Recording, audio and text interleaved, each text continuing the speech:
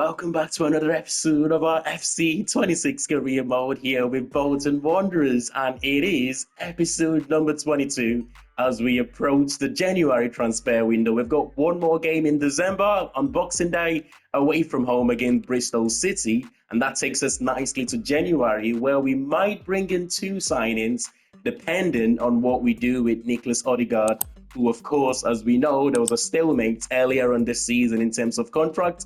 We could not agree on wages, and since then, he's closed that opportunity in terms of wanting to renew his contract, and he's also handed in a transfer request. So we've got a tough decision to make here, whether we cash in on him or we keep him until the end of the season at least.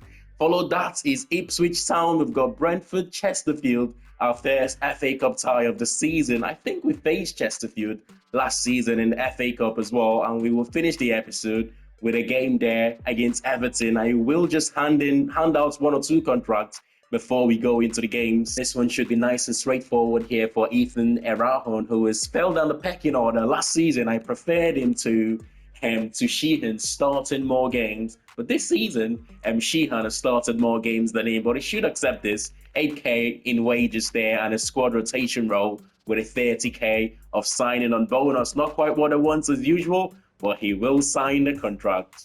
And up next here is a new contract for Thierry Gale, who once again is not the first name on the team sheet, but whenever he's been asked to do a job off the bench, he's done well for us. Useful squad member, 4k there in wages, 36k in signing on bonus, and the squad role for this one is going to be sporadic. He signs the contract as well. I mean, if we're being completely honest with ourselves, right? Top four at this stage of the season, almost January. It was unthinkable at the start of the season, but yet, if we win this game, we will remain in the top four going into January. Bristol City, as we know from last season, they played a three at the back formation. Their threats come from out wide, strong in midfield as well, with Joe Randall and Jason Knight in that midfield for them. For us, and the two players who has just signed a new contract, Erahon and Thierry Gale, both start this game for us, and Nicholas Odegaard in midfield as well. I'm so reluctant, man, to sell Nicholas Odegaard right now, but he might have forced our hands to move him on in this January transfer window, which it'll be a shame. With the quality that the player gives us, we sloppily gave possession back to Bristol City there, but what a chance for the home side.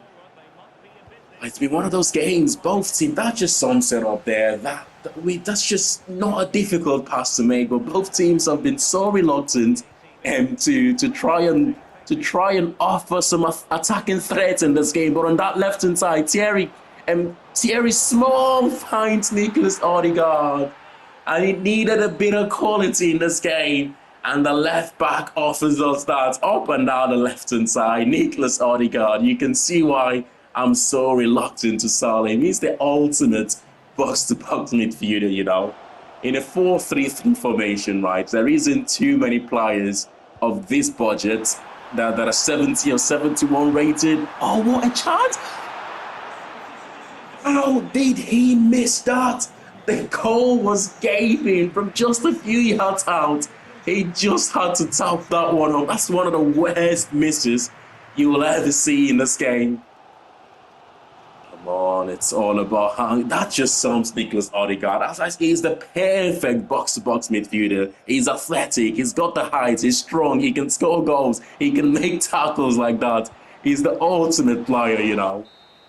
This should be it there. It's a 1-0 victory. It wasn't the best of game, wasn't the best of performance, but going into the second half of the season, it's all about grinding out result for us now, and that's exactly what we've done in this game. Bristol City with one of the worst misses you would ever see. Otherwise, this one should have finished as a draw. But come on, lads. We've got an unhappy player in the academy, Adam Charlton, wanting to be promoted to the first team, which is fair. He's been there since last season. He's seen his mates, Paul Fox, promoted at the start of this season, and he's edging for the same. Talking about academy, let's take a look at our January's Youth Academy update here.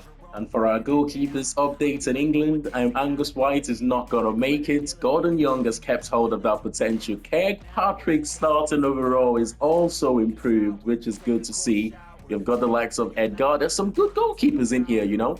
There are some really good goalkeepers in here. I will continue to scout the likes of Aitchison and Kirkpatrick. We will give a scholarship deal, and the likes of Gordon Young, we will continue to scout. Next year is in France, where we're scouting for defenders. Musa Munoz, I'm still hoping that lower end of his potential gets to at least 75. For now, we will continue to scout him, but he might just be one of those players, as I said before, if we do end up promoting him to the first team, it wouldn't take him long at all. But I will continue to scout Munoz and Peria, the rest of them in France. We will get rid of them. And finally here in Croatia, where we are scouting for midfielders, and Behovic and Konjinovic have come through the second month still looking quite good.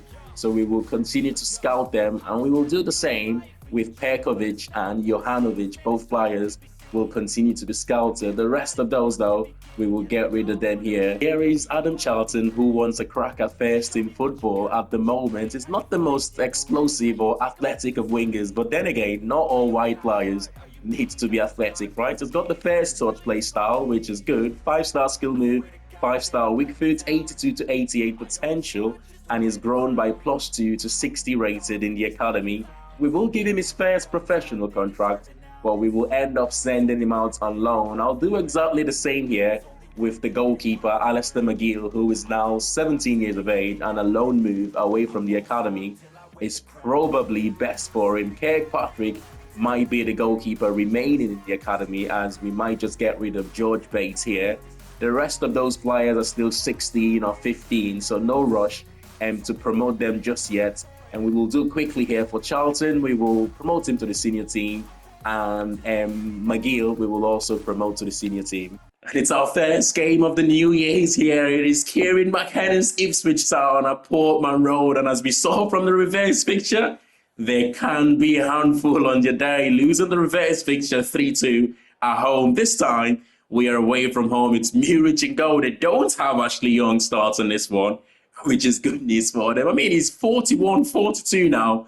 The former winger, 10 fullback, incredible longevity from Ashley Young. You've got to give him credit for that, of course. But for us, Joao Randall is back into the team. Clayton Taylor starts. Nelson Viper starts up front for us, as we are looking for a little bit of a payback here in the first game of the new year. Fast starts would be needed if we want to get something out of this one.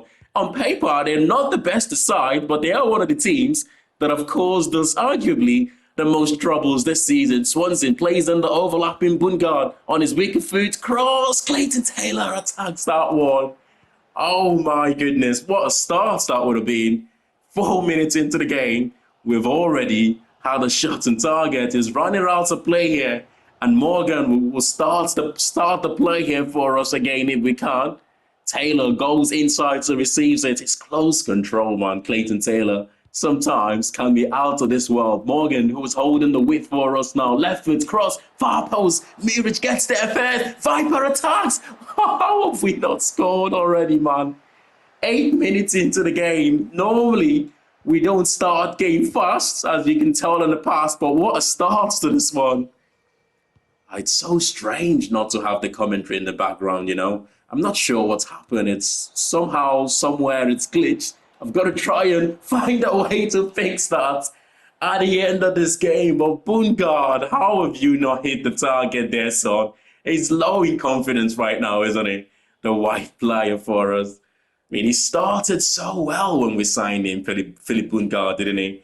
Couple of goals against Liverpool. He's done 4 goals for the season so far. And 3 of his goals, I believe, or 4 of his goals came in his first 4 or 5 appearances. But since then, the goals have been hard to come by. Randall plays in Viper, who turns his man. Composure.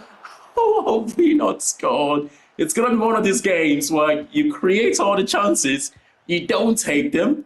Portsmouth, Ipswich Town goes the other way. They get 1 chance and they take it.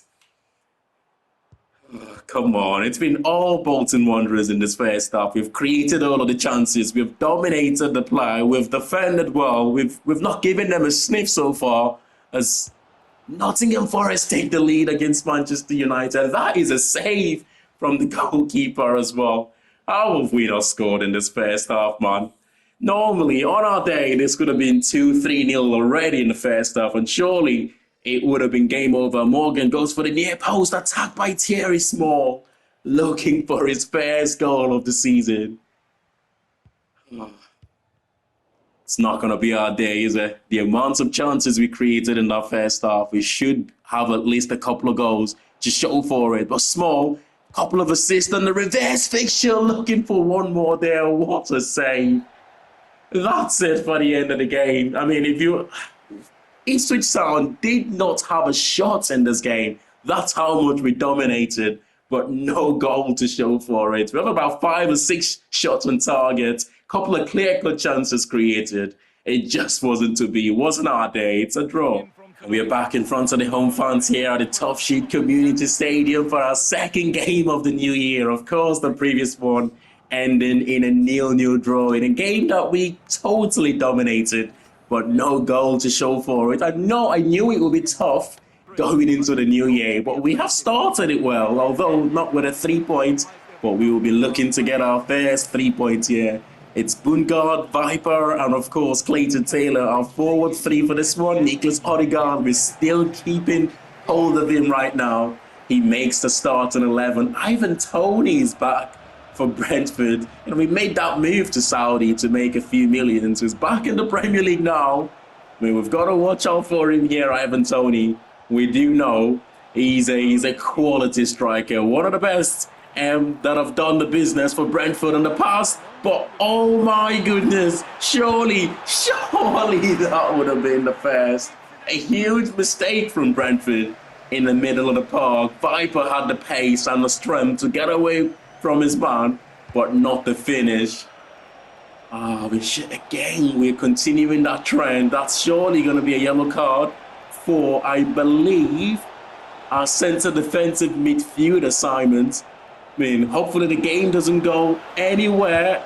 Our shots blocked as our previous game against Ipswich Town, where we'll end up creating lots of chances, but not able to take it. And Brentford have shown us how to get the job done when you create a decent opportunity. It's the former Fulham and Liverpool man, Carvalho, getting the opener. Clean finish as well from the midfielder. Over the top here is Bungard. We could just maybe respond to conceding a goal immediately there, but well defended, still in possession, waiting for that run of Swansea. We find him, he's gonna keep it alive. Swansea plays it to Viper. Viper creates a bit of space for himself, and on his left foot, he's done that a couple of times now, out of nothing, creates a little room for himself, and he just doesn't let you down.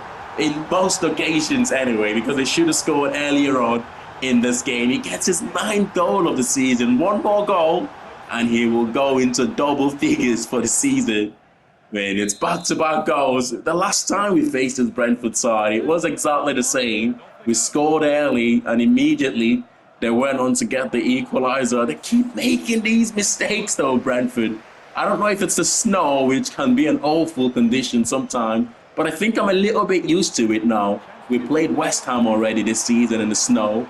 It feels slightly more comfortable this time compared to the game against West Ham earlier on. Substitutions here in the second half.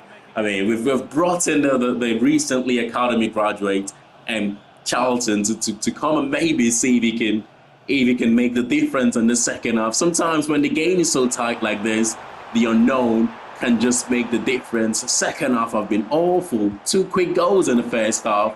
But since the start of the second half, a couple of minutes or 1 minute to stoppage time here, looking to create that one last opportunity. But it's not going to be. I mean, we brought the kid on to give him his debut here to maybe see if he can create something out of nothing for us. But of course, it's asking a little bit too much from the youngster. His time would come, of course, where he makes a difference in the first team. But for now, it's just a cameo for him and a 1-1 draw against Brentford at home. Tell you what, this might just be the perfect break that we needed from the Premier League. A little bit of confidence booster here, maybe, against a League 2 Chesterfield side for our first game in the FA Cup. Of course, our last 2 games in the league ended up as 1-1 draws, 2 points from a possible 6. But if we can score 1 or 2 goals here and regain that confidence again going into our next league game, it might just be good for us. We faced Chesterfield last season in the FA Cup as well, didn't we? It was a tough game, if I can remember correctly. We scored 2 late goals in the second half to win the game. But we have got Charlton, who came off the bench for a cameo against Brentford, starts this one here for his first start in the Bolton shirt. And it's so tough playing against these teams in the lower league, as I've said a couple of times. What matters though, not the performance, but you win the game, progress to the next round, and try and go as far as you can in the cup competitions. And we're going to try and do exactly that here with a heavily rotated side. Oh my goodness, that could well be a red card for our captain Sheehan. Awful tackle. It's only a yellow card, but by the laws of the game, when you go high up like that on your opponent's shin, that's a tackle on his shin. Should have been a red card. He got away with that decision. Got to be thankful for it, because we've still got 11 players on the pitch, but the home side on the attack here, Dixon in the box, the number 25 up front for them. What a chance though for them to take the lead here. It's 25 minute, 30 minute played here. We're still trying to build our way into it. So far, we haven't completely took over the game just yet. But Swansea winning possession high up the pitch. He finds Randall. I should have done the unselfish thing there to square that one over to Sam Dolby for an easy tap-in. But I decided to go with Randall, who will take the corner here. Sam Dolby this time attacking it on the near post, but it's off target. And we're beginning to show that we're a Premier League team now, although heavily rotated side, but we're dominating more of the ball. Conway making the overlapping run. It's a shot on target, another one so far. If we don't win this game, man, the same thing happened, by the way, when we faced them earlier on, or last season, I should say, in the FA Cup. We struggled to get into the game. In the first half, we got into it towards the end and took over in the second half. And that is going to be the same story here. Is looking like Thierry Gale. What a finish that was, by the way. Of course, we gave him a contract at the start of this episode as a sporadic first-team player. When he starts games or when he comes off the bench, he makes the difference. That's all you can ask for, isn't it? Really, for your fringe players, that they don't sulk, they come onto games, and they put their head up and try to make as much impact as possible. You can see I'm trying to give Sam Dolby a goal. It's not going to be possible to get our striker to score a goal in this game. It's a 1-0 victory, which it's a performance from us that deserves more, really, especially towards the end of that first half. And in the second half, we completely dominated the game. But as I said, this one might just be what we needed to bring back confidence to this team right now. Well, we've only managed to pick up 2 points from our last 2 games in the league. One of those games we absolutely dominated, but couldn't pick up all 3 points to show for it. As we know, though, we've had good times in the past against the Merseyside sides, winning both against Liverpool and Everton this season. The return of Farino and Isaac Toure as our 2 centre-backs. Nelson Viper starts up front for us. Clayton Taylor and Philip Bungard giving us the width. Everton have got Lenioro and Tarkowski as the 2 centre-back. Carlos Alcaraz starts in the number 10 position.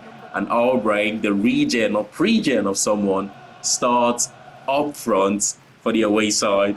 Tyler Dibling was the player that, although Everton was quite poor in that game, he was the breath of fresh air for them, really. And he's gone on to add a few more goals to his name. Everton top scorer right now in the league, I believe. But 1-2 here.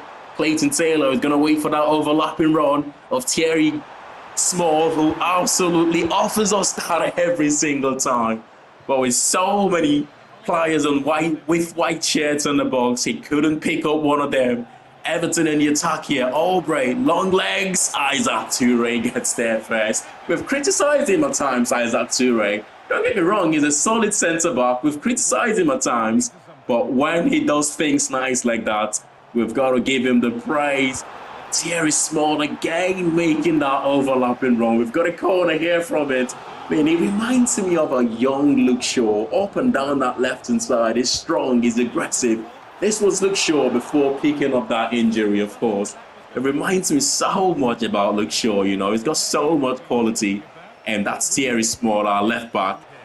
In my opinion, £5.5 billion well spent. I mean, that's him again. He's so aggressive in terms of winning possession back. It's unreal. He's gonna try and combine here though. If he can't, with Clayton Taylor, returns the favour. Space to run into. He's gonna go for it all on his own. Thierry Small, just what he deserves. I mean, he's been outstanding this season. He's been sensational in this game, up and down that left hand side. He could have squared that one for Viper in the box, but when you've done all of those hard work, he deserved the credit there for his first goal of the season. Like I said, £5.5 million. In my opinion, it's a bargain. Ooh. Over the top here to Harrison to Aubrey. We haven't really given Everton any opportunity to create something so far in this game. We're not about to begin now. It's Baptiste Aubrey in the region of someone. He made that look so easy. I mean, he didn't even have to look where the goal was. He took the touch. He knew exactly where the goal was. We could have got a little bit closer there to him, shouldn't we? We could have got a little bit closer and maybe not allowed him to get that shot away. But Everton looking for back-to-back goals here. They've been a better team in the last 10 minutes, but who is there again? Isaac Toure, who has been sensational in this game. Woodgard plays in Viper. He's got the pace to get away from his man. Looking for double figures of goals. Big save for the Everton goalkeeper. Oh, it's one of those games. It's one of those games again where we've had the better chances, but we might at the end of this still not collect all 3 points. That's the first mistake we have made this season. That's the first mistake Isaac Toure has made in this game. Lucas Bergvall punishes us for it. This is the thing about defense, though. This is the thing about defenders and goalkeepers. You can have the best of games in the world, but one mistake like that, and all of a sudden it undoes all. Or you get all the good work you've done undone in the game. That's another mistake, that time from the other centre-back. Forino, save! Aubrey is there again. We're trying to go all out to get the equaliser. We're gaping hole at the back, but at the same time, the striker had no right there to get to that ball before Forino. Another mistake at the end allow Everton to get the third goal, and it's game over. The away team this time taking all 3 points. It wasn't so easy as it was in the reverse fixture, and we were absolutely punished, making 2 crucial errors. Unfortunately, we've got here Adam Charlton, who has recently just signed his first professional contract, heading out on loan to League One side Plymouth, who are mid-table in League One at the moment. It's good for the youngster. He got his first game, his first appearance in the FA Cup against Chesterfield. Hopefully he improves on loan until the end of the season. We have got to make a decision here on Odegaard. I've been delaying the inevitable, really, to see if we can change his mind to sign that contract, but he's not wanting to do that. And as you know, I'm not a big fan of keeping players who are unhappy. It just doesn't make sense. We'll try and get a little bit more than that from a Championship Hull City if we can, but we have to do the deal. And McGill, recently again, youth academy player has just got his first professional contract. We will send him out on loan. Cardiff seems to be a good loan move for him if we can get that one accepted. Well, I've got here a bonus game for you. I don't tend to play 6 games in an episode, but I completely forgot we've already played 5, and I also forgot to press the square button for us to see the lineups and the intros here, which is unfortunate, but we might get to see it in a second. Wins have been hard to come by in today's episode. Can we get the first one here in the Premier League? Nottingham Forest are going to line up with 2 centre-backs of Murillo and Morato, it looks like. Anderson and Dominguez in midfield. They've got Backward and Diaz giving them the width, and Kalimuendo up front. For us, we have retained the centre-back pairing of Forino and Isaac Toure. Although we conceded 2 late goals against Everton, I thought both centre-backs was quite good. And of course, Nelson Viper up front. The wins have been hard to come by, hasn't it? We knew it was going to be a struggle, though, in the second half of the season. 2 draws and a defeat so far. 2 points from a possible 9. I was tempted to cross there, but pull back to Simons with a cracking finish from just inside the box. I mean, we haven't scored beautiful, world-class finishes like this so far in this series.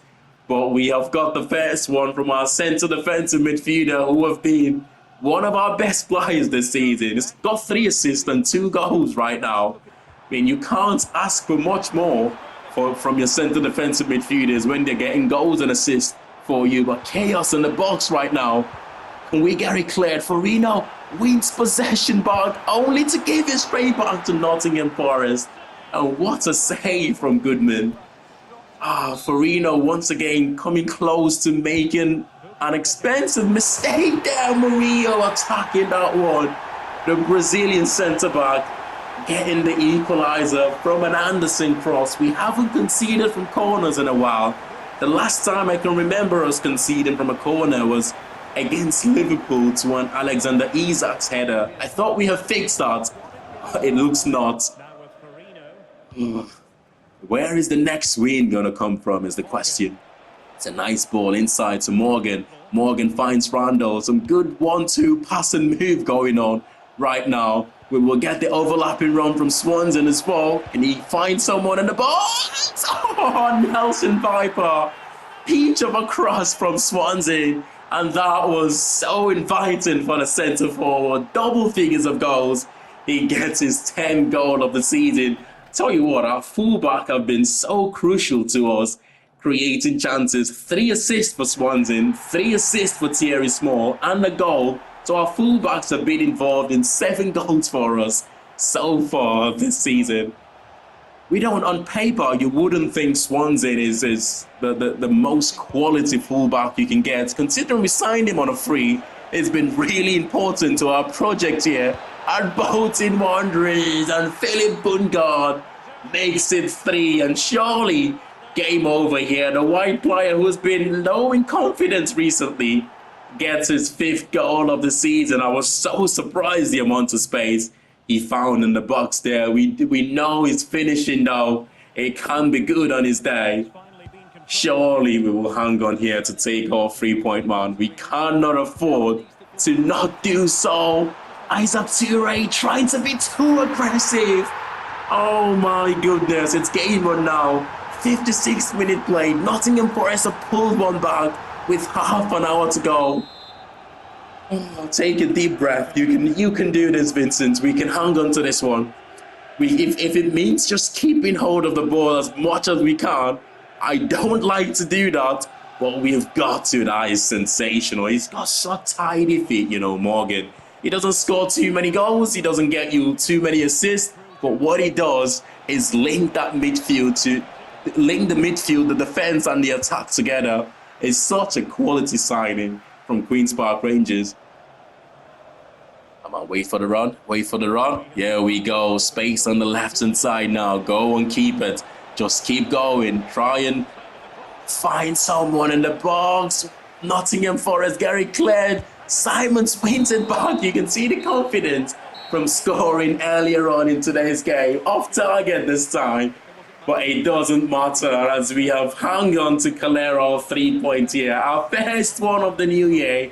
Our first one in 5 attempts in the league. Oh my goodness, you have no idea how much we needed that win. It felt like everything was going against us right now. But it's nice to be back in the 3 points. Come on, lads. Can we keep the form going now? Had to be done, guys. Unfortunately, had to be done. This is one of those player sales that you did not want or you don't want to happen. But ultimately, the player have forced our hands here for the sake of a couple of thousands of pounds in wages as well. Unfortunately, he's joining a championship side, but not Hull City, as Hull City refused to pay what we wanted. He's joining Swansea instead. He will be travelling all the way to Wales for £5 million. Excellent deal in a season. We signed him January transfer window last season, and we're selling him the following season in the January transfer window. So within a year, we have doubled what we signed him for, which is, I suppose, not too bad.